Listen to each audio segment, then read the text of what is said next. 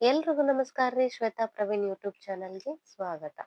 ನಾವಿವತ್ ಹೋಗ್ತಾ ಇದ್ದೀವಿ ಭಕ್ತರ ಆರಾಧ್ಯ ದೇವಿ ಆಗಿರುವ ಶಾಕಾರದ ಶ್ರೀ ಲಕ್ಕಮ್ಮ ದೇವಿಯ ಸನ್ನಿಧಿಗೆ. ಶ್ರಾವಣ ಮಾಸವು ದೇವರ ಆರಾಧನೆಗೆ ಅತ್ಯಂತ ವಿಶೇಷವಾದ ತಿಂಗಳು. ಈ ಪವಿತ್ರ ಮಾಸದಲ್ಲಿ ನಮ್ಮ ಮನೆ ದೇವರಿಗೆ ಭೇಟಿ ನೀಡಿ ದೇವರ ದರ್ಶನ ಪಡೆದು ಪೂಜೆ ಸಲ್ಲಿಸುವುದು ನಮ್ಮ ಸಂಪ್ರದಾಯದಲ್ಲಿ ವಿಶೇಷ ಮಹತ್ವ ಹೊಂದಿದೆ. ಮನೆ ದೇವರ ಸನ್ನಿಧಿಯಲ್ಲಿ ಪ್ರಾರ್ಥಿಸುವುದರಿಂದ ಮನಸ್ಸಿಗೆ ನೆಮ್ಮದಿ ಸಿಗುತ್ತದೆ, ಕುಟುಂಬದ ಒಳಿತಿಗಾಗಿ ದೇವರಲ್ಲಿ ಪ್ರಾರ್ಥಿಸುವ ಅವಕಾಶ ದೊರೆಯುತ್ತದೆ. ಶ್ರಾವಣ ಮಾಸದಲ್ಲಿ ಕುಟುಂಬ ಸಮೇತರಾಗಿ ಮನೆ ದೇವರ ದರ್ಶನ ಮಾಡುವುದು ನಮ್ಮ ಸಂಪ್ರದಾಯ ಮತ್ತು ಭಕ್ತಿಯನ್ನು ಮುಂದಿನ ಪೀಳಿಗೆಗೂ ಪರಿಚಯಿಸುವ ಸುಂದರ ಮಾರ್ಗವಾಗಿದೆ. ಅಮ್ಮನ ಸನ್ನಿಧಿಯಲ್ಲಿ ನಮ್ಮ ಕಷ್ಟಗಳನ್ನು ದೂರ ಮಾಡಿ ಆರೋಗ್ಯ, ಸಂತೋಷ, ನೆಮ್ಮದಿ ಮತ್ತು ಕುಟುಂಬದ ಸಮೃದ್ಧಿಯನ್ನು ಕರುಣಿಸು ತಾಯಿ ಎಂದು ಪ್ರಾರ್ಥಿಸೋಣ. ಲಕ್ಕಮ್ಮ ತಾಯಿಯ ಕೃಪೆ ನಮ್ಮೆಲ್ಲರ ಮೇಲಿರಲಿ. ಅಮ್ಮನಿಗೆ ಶರಣು ಶರಣು. ಈ ಲಕ್ಕಮ್ಮ ತಾಯಿ ನೆಲೆಸಿರುವುದು ಹಾವೇರಿ ಜಿಲ್ಲೆ ಹಾವೇರಿ ತಾಲೂಕಿನ ಶಾಕಾರ ಗ್ರಾಮದಲ್ಲಿ. ಹೊಳಲಿನಿಂದ 2 ಕಿಲೋಮೀಟರ್ ದೂರದಲ್ಲಿ ನೆಲೆಸಿದ್ದಾಳೆ. ತುಂಗಭದ್ರಾ ನದಿ ದಡದಲ್ಲಿ ಲಕ್ಕಮ್ಮ ದೇವಿ ನೆಲೆಸಿದ್ದಾಳೆ.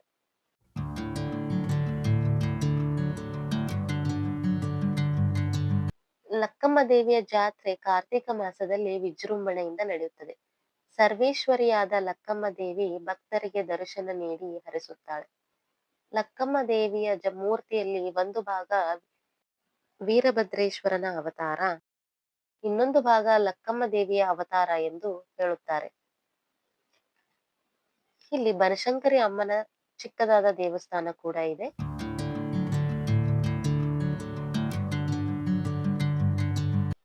ಅಮ್ಮನ ದರ್ಶನ ಪಡೆದರೆ ಮನಸ್ಸಿಗೆ ನೆಮ್ಮದಿ, ಭಕ್ತಿಗೆ ಹೊಸ ಚೈತನ್ಯ ಸಿಗುತ್ತದೆ ಎಂಬ ಭಕ್ತರ ನಂಬಿಕೆ. ಅಮ್ಮನ ಸನ್ನಿಧಿಯಲ್ಲಿ ಪ್ರಾರ್ಥಿಸಿ ನಮ್ಮ ಕುಟುಂಬಕ್ಕೆ ಆರೋಗ್ಯ, ಸಂತೋಷ, ನೆಮ್ಮದಿ ಮತ್ತು ಸಮೃದ್ಧಿ ಕರುಣಿಸಲಿ ಎಂದು ಬೇಡಿಕೊಳ್ಳೋಣ. ಶಾಕಾರ ಲಕ್ಕಮ್ಮ ದೇವಿಯ ಆಶೀರ್ವಾದ ಸದಾ ನಮ್ಮೆಲ್ಲರ ಮೇಲಿರಲಿ. ಲಕ್ಕಮ್ಮ ದೇವಿಗೆ ಜಯವಾಗಲಿ. ಅಮ್ಮನಿಗೆ ಶರಣು ಶರಣು. ತಾಯಿಯ ಪವಾಡಗಳು, ಮಹಿಮೆಯನ್ನು ಭಕ್ತರು ತಮ್ಮ ಅನುಭವಗಳ ಮೂಲಕ ಇಂದು ಸ್ಮರಿಸುತ್ತಾರೆ. ಈ ಪವಿತ್ರ ಕ್ಷೇತ್ರಕ್ಕೆ ಬರುವ ಪ್ರತಿಯೊಬ್ಬ ಭಕ್ತನಿಗೂ ತಾಯಿಯ ಆಶೀರ್ವಾದ ಸಿಗಲಿ. ತಾಯಿ ತಮ್ಮ ಮನಗಳಲ್ಲಿ ಸುಖ, ಶಾಂತಿ, ಆರೋಗ್ಯ ಮತ್ತು ಸಮೃದ್ಧಿಯನ್ನು ತುಂಬಲಿ. ಈ ತರ ನಾವು ತಾಯಿಯ ದರ್ಶನ ಪಡೆದು ಆಶೀರ್ವಾದ ಪಡೆದುಕೊಂಡೆವು. ಇಲ್ಲಿ ಪ್ರತಿ ವರ್ಷ ಕಾರ್ತಿಕ ಮಾಸದಂದು ಜಾತ್ರೆ ವಿಜೃಂಭಣೆಯಿಂದ ನಡೆಯುವುದರಿಂದ ಈ ವರ್ಷ ಡಿಸೆಂಬರ್ 18ರಂದು ಆಚರಿಸಲಾಗುತ್ತದೆ.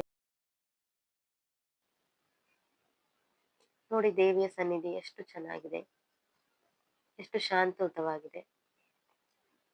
ಪವಿತ್ರ ಕ್ಷೇತ್ರ ಅಂತಾನೆ ಹೇಳ್ಬೋದು. ತುಂಗಭದ್ರಾ ನದಿ ದಡದಲ್ಲಿ ನೆಲೆಸಿದ್ದಾಳೆ ನಮ್ಮ ಲಕ್ಕಮ್ಮ ದೇವಿ. ನಿಮಗೆ ಈ ಲಕ್ಕಮ್ಮ ದೇವಿಯ ದರ್ಶನ ಪಡೆದಿದ್ರೆ ಅಥವಾ ನಿಮಗೆ ಗೊತ್ತಿದ್ರೆ ಕಮೆಂಟ್ ಅಲ್ಲಿ ತಿಳಿಸಿ. ನಮ್ಮ ಕಣ್ಣಿಗೆ ಹಬ್ಬ ನೀಡುವ ಇನ್ನೊಂದು ಸುಂದರವಾದ ಪ್ರದೇಶ ಅಂದ್ರೆ ಅದು ತುಂಗಭದ್ರಾ ನದಿ.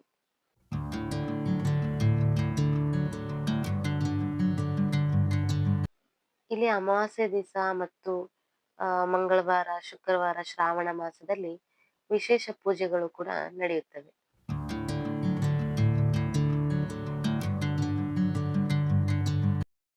ನಮ್ಮನೆ ದೇವರ ದರ್ಶನ ಪಡೆದು ನಿಮಗೆ ಏನ್ ಅನಿಸ್ತು ಅನ್ನೋದನ್ನ ಕಮೆಂಟ್ ಅಲ್ಲಿ ತಿಳಿಸಿ.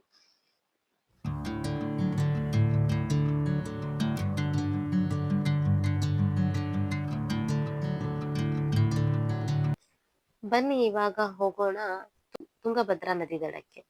ಅದು ದೇವಸ್ಥಾನದ ಹಿಂಭಾಗದಲ್ಲಿ ಬರುತ್ತದೆ. ನೋಡಿ, ತುಂಗಭದ್ರಾ ನದಿ ಎಷ್ಟು ಚೆನ್ನಾಗಿ ಹರಿತಾ ಇದೆ. ಈ ಪವಿತ್ರವಾದ ನದಿಯ ತಟದಲ್ಲಿ ಪ್ರಕೃತಿಯ ಸೌಂದರ್ಯವನ್ನು ಸವಿಯುತ್ತಾ ಮನಸ್ಸಿಗೆ ಒಂದು ರೀತಿಯ ನೆಮ್ಮದಿ ಸಿಗುತ್ತದೆ. ತುಂಗಭದ್ರಾ ನದಿ ನಮ್ಮ ನಾಡಿನ ಜೀವನ, ಸಂಸ್ಕೃತಿ ಮತ್ತು ಭಕ್ತಿಯೊಂದಿಗೆ ಬೆಸೆದುಕೊಂಡಿರುವ ಪ್ರಮುಖ ನದಿಗಳಲ್ಲಿ ಒಂದಾಗಿದೆ.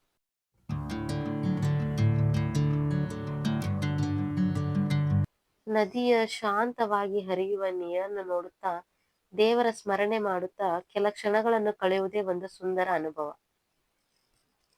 ತುಂಗಭದ್ರಾ ತಾಯಿಯ ಕೃಪೆ ನಮ್ಮೆಲ್ಲರ ಮೇಲಿರಲಿ.